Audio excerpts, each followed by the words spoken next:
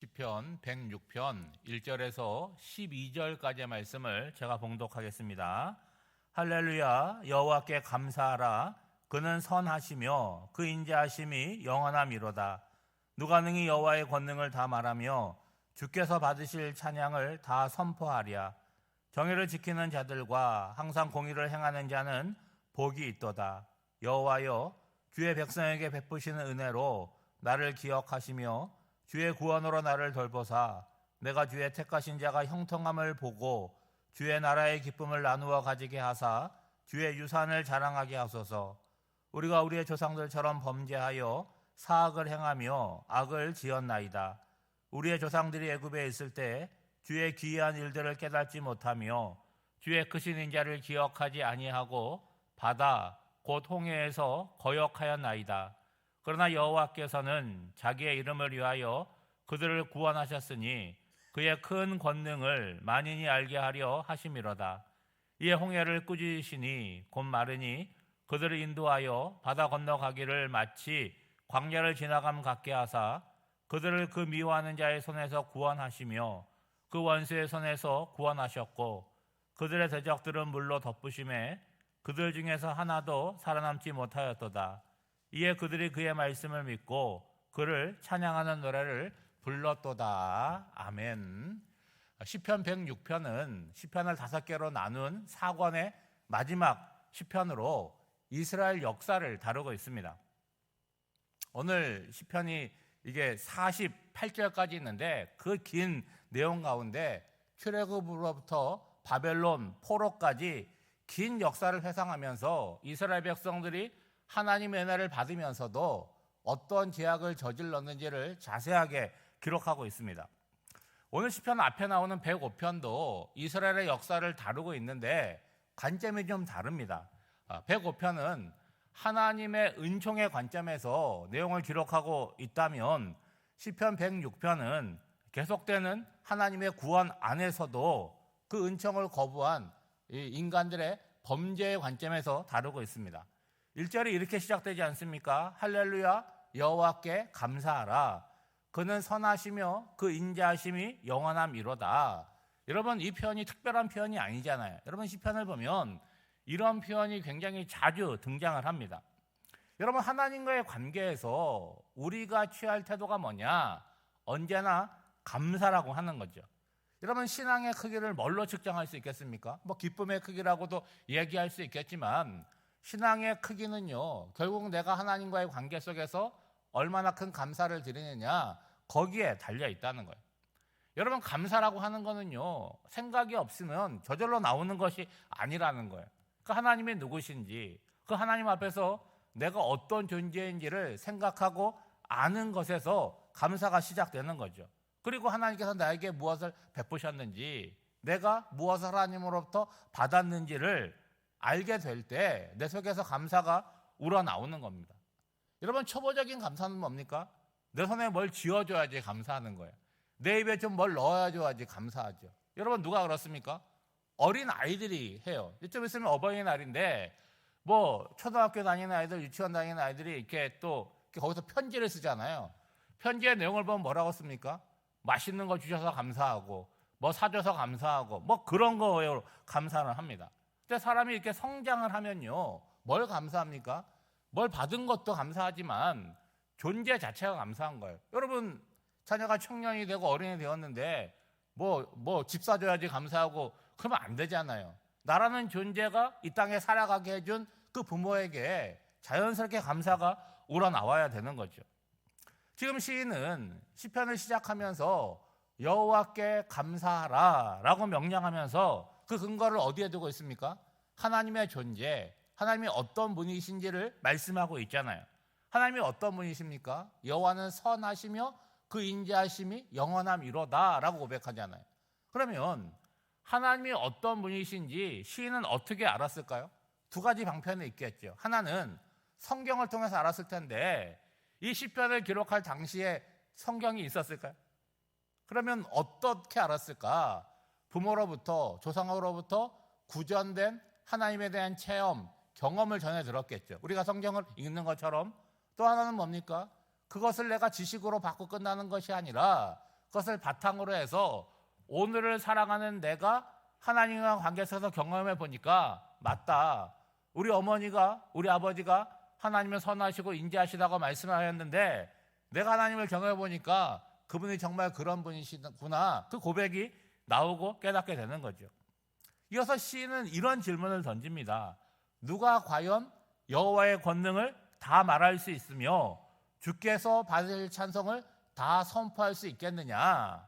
수사우문문이잖아요. 그러면 이거에 대한 뭐겠습니까? 없다라는 거겠죠. 여러분, 찬송가 가운데 많은 분들이 좋아하는 그 크신 하나님이라고 하는, 사랑이라고 하는 찬송이 있잖아요. 그 마지막 가사를 보면 하늘을 두루마리 삼고 바다를 먹물 삼아도 하나없는 하나님의 사랑을 다 기록할 수 없다고 노래하지 않습니까? 그러니까 우리는 하나님과의 관계를 맺는데 다 알지 못하다는 거예요. 내가 많이 안다고 해도 부분적으로 알 뿐이고 부분적으로 경험할 뿐이라는 거예요. 그런데 그 부분적으로 아는 것만으로도 우리가 어때요? 힘을 얻고 능력을 얻고 살아갑니다. 그러니까 이 시인은요, 이거를 몰라서 질문하는 것이 아니라는 거예요. 이런 표현을 통해서 하나님의 놀라운 구원 앞에 인간의 한계와 무능을 고백함으로 말미암아 하나님을 어떻게 하는 거예요? 더 높여서 고백하고 있다는 것이죠. 그래서 3절 말씀해 보면 정의를 지키는 자들과 항상 공의를 행하는 자는 복이 있도다라고 고백을 하는 거죠. 여러분, 인간이 하나님을 다 알 수 없다고 말씀드렸어요. 부분적으로 압니다. 그렇지만 뭘 안다는 거예요? 정의와 공의를 행하는 사명을 부여받았다는 것을 알고 있다는 거예요. 그래서 실제로 삶에 그렇게 사는 자가 뭐가 있다는 거예요? 복이 있다는 거예요. 그러니까 뭘 받아서 복이 아니라 내가 어떤 존재로 부름받았는지를 알고 그렇게 살아가는 삶 자체가 복이라고 말씀하고 있는 거죠. 여러분, 우리는 출신이 다 다르고 성별이 다르고 그리고 뭐 비슷한 것이 별로 없어요. 그리고 한나라의 삶도 다 제각기 살아갑니다. 그런데 우리는 하나님을 믿는 사람이고 하나님의 성품을 배우고 닮아가는 존재잖아요. 그러면 나만 닮아갑니까? 아니잖아요. 누가 닮아가는 거예요? 함께 신앙생활하는 모두가 닮아가는 거예요. 더 닮은 사람이 있고 더 덜 닮은 사람이 있잖아요. 근데 시간이 지나가게 되면 우리는 어떤 존재가 돼야 됩니까? 다 비슷한 존재가 돼야 되는 거예요. 생각도 비슷해지고 말도 좀 온유해지고 점점점 하나님과 가까운 존재로 다가가야 되는 것이죠. 그러면 과거에는 어떤 삶이었다는 거예요? 내 기분과 감정이 앞서는 삶이었다라고 한다면 신앙생활이 길어지고 깊어질수록 하나님의 성품을 닮아감으로 말미암아 나로 말미암아 평화가 이루는 삶으로 나아가야 된다는 거죠. 여러분, 한번 생각해 보세요.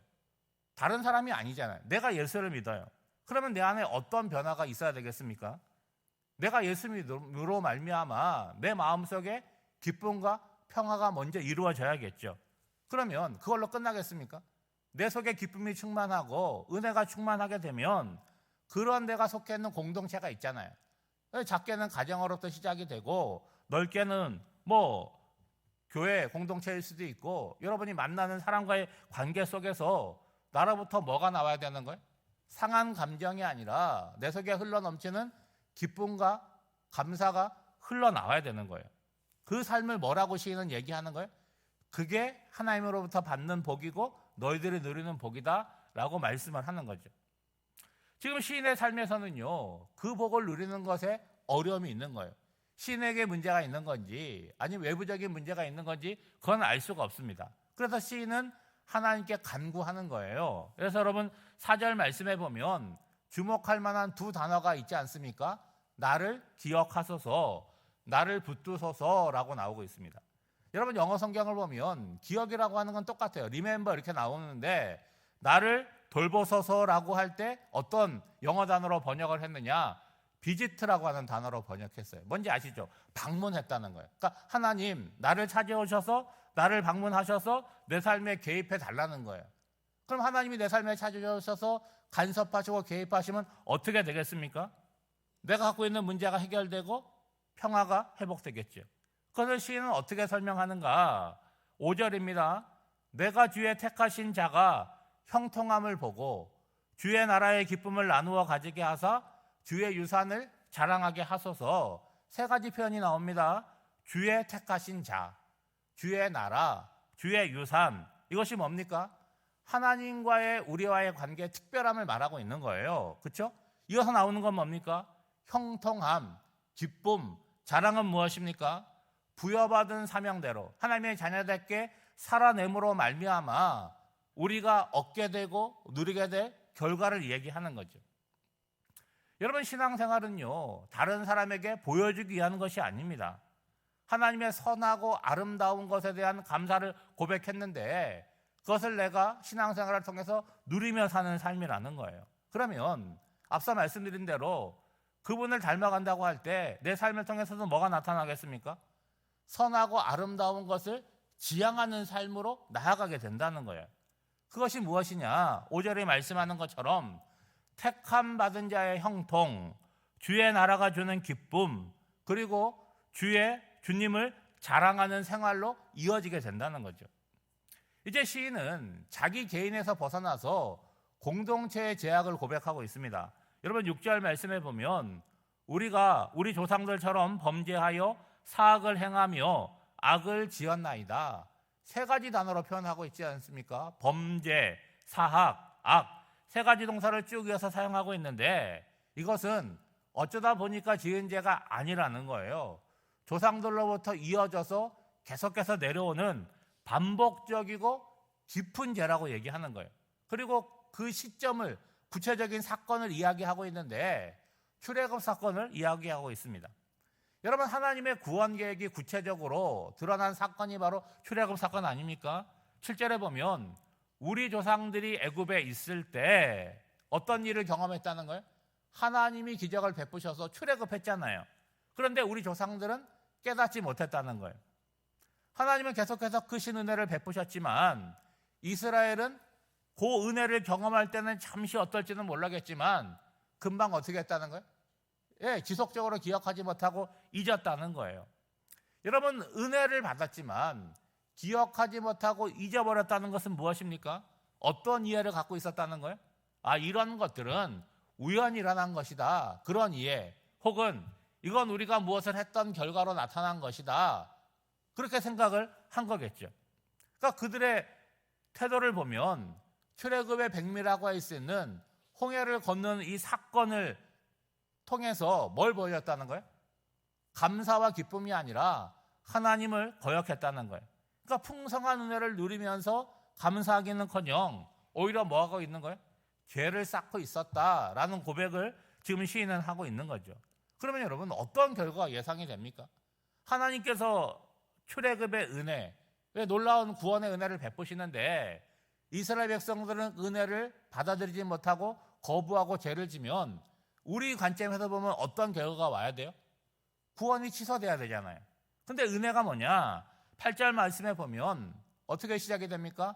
그러나 여호와께서는 자기의 이름을 위하여 그들을 구원하셨으니 그의 큰 권능을 만인이 알게 하려 하심이로다. 무슨 의미입니까? 구원은 이스라엘 백성들의 신실함에 대한 보상이 아니었다는 거예요. 뭡니까? 하나님의 주권적인 결정이었음을 말하고 있는 거죠. 그러니까 하나님의 하나님 되심이 그들의 태도나 반응과 상관없이 그들에게 구원을 베푸셨다라고 시인을 고백하는 거죠. 그래서 홍해를 건넌 사건을 구체적으로 말씀하고 있습니다. 하나님 홍해를 꾸짖으시니까 어떻게 됐다는 거예요? 곧 말랐다는 거예요. 그러니까 구원이라고 하는 전적으로 하나님의 말씀과 능력으로 이루어졌음을 말하는 것인데 그 물이 흘렀던 바다를 마치 광야, 메마른 땅과 같이 건넜다라고 얘기하고 있고 그들을 학대하고 공격했던 사람들은 어떻게 되었다는 거예요? 물로 덮부사 전멸시켰다는 거예요. 그랬더니 비로소 어떻게 했다는 거예요? 하나님을 높여서 찬양했다. 여러분, 출애굽기 15장에 보면 나오잖아요. 모세의 노래, 미리암의 노래, 바로 그거라는 거예요. 그런데 이거 역시도 뭐라는 거예요? 지속적이지 못했다. 돌아서면 잊어버렸다. 그리고 잊어버리는 걸로 끝나는 것이 아니라 순종의 자리로 나아가지 못하고 불순종의 자리로 나아갔다. 그 죄악에 대해서 시인이 고백하고 있는 거죠. 여러분, 매일 새벽에 나서 말씀을 듣고 시편을 지금 듣고 있는데 다른 내용들이 아닙니다. 그러니까 이 시편을 들으면서 우리가 생각해야 되는 것은 신앙생활을 오래 하면서도 언제나 내 입장에 서 있게 되는데 내 입장에서 벗어나서 어느 입장에서 생각해 봐야 된다는 거예요? 하나님의 입장에서 생각하고 그리고 그 뜻을 알고 그러면 자연스럽게 뭐가 나오는 거예요? 감사하고 그 은혜에 합당한 삶으로 반응하고 살아가는 것이 신앙에서 누리는 복이다라는 말씀을 하는데 오늘 한날의 삶도 그러한 삶을 살아내는 저와 여러분이 되시기를 주님의 이름으로 축복합니다. 기도하겠습니다. 사랑의 하나님, 특별할 것이 없는 일상의 삶을 살아갈지라도 존재 자체로 감사가 넘치게 하옵소서. 숨을 쉬고 보고 듣고 말하고 관계 속에 살아감이 얼마나 복인지를 알게 하사 하나님과 사람들에게 선하고 아름다운 사람으로 살아가게 하옵소서. 방치하면 잡초와 같이 불평과 원망이 우후죽순으로 쏟아져 나오는 인생입니다. 정신을 바짝 차리고 말씀과 기도로 삶을 정갈하게 가꾸어 가게 하옵소서. 오늘 하루를 살아갈 때도 나와 함께 하시는 하나님을 의식하며 말과 행동이 덕이 되기를 기도합니다. 오늘 장례를 치르는 가정이 있사오니 다시 만남과 부활의 소망으로 위로하시고 남은 삶을 하나님과 함께 경주하며 살아가게 하옵소서. 사랑하는 성도들, 각자의 삶에서 주님과 동행하는 하루가 되기를 간절히 바라오며 이 모든 간구를 예수님의 이름으로 기도하옵나이다. 아멘.